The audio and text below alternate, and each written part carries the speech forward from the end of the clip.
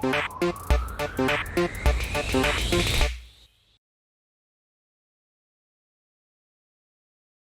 let's say I'm a patient and I have lots of healthcare data about myself, my whole history, my medical history, and I want to somehow monetize it. So what do I do? Like, step by step, how do I go from having this data to having it uploaded Okay. to this blockchain? Yeah.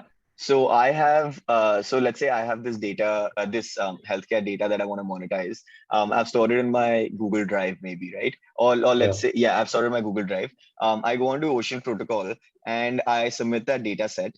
And then a data NFT is created that represents my ownership of that data. So it says, okay, this data Okay. set, this data NFT was minted for this data set, held in Okay. this Google Drive folder by Sid.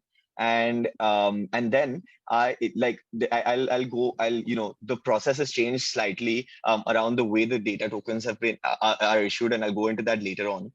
But just consider that, okay, now I have this data NFT, and I also get a million data tokens, right? So I am the data publisher. I have a million data tokens, and these data tokens grant people who want access to my data, they grant them access to it. So let's say that Yash, you want access to this data, and you go onto Ocean Protocol, onto Ocean Market, right?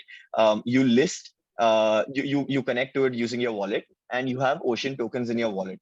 Now I'll go into, and the next thing after we do the questions, I'll go into how the pricing models work.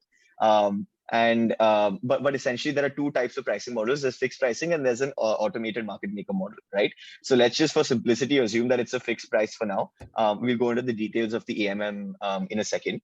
So let's say that you go onto this Ocean market and you see the price of this data set. So let's say that it's like 20 Ocean, right? And you then just you click on that, you send me the Ocean to my wallet, right? By just like clicking purchase, and then you obtain that data token. So in return for your Ocean, I give you one data token. Now you use that data token on Ocean Protocol to be able to access that service, to be able to access that data set. That data token just serves as proof that you are able. It's a bearer instrument that allows you to access that data, right?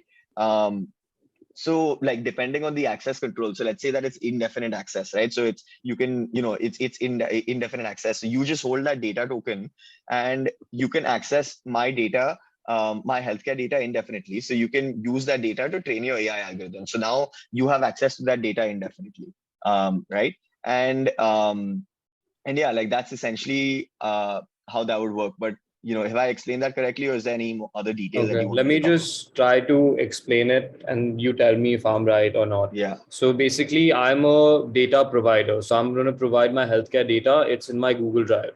Mm-hmm. So I go to Ocean Protocol and I create a data NFT that links to the data in my Google Drive, right? And this Google Drive data can be, like you said, stored in multiple places. It could be on AWS, it could be on Web3 storage like Arweave even Filecoin. Yeah, But the yeah, NFT just links to this data no matter where yeah, it's stored. You can yeah, choose where yeah, you store it. And then you get to create some data tokens of your data NFT, right? And then if anyone wants to access your data, they basically exchange Ocean tokens for your data tokens, yeah, and the data tokens give access to the data set. yeah. Got it. Yeah.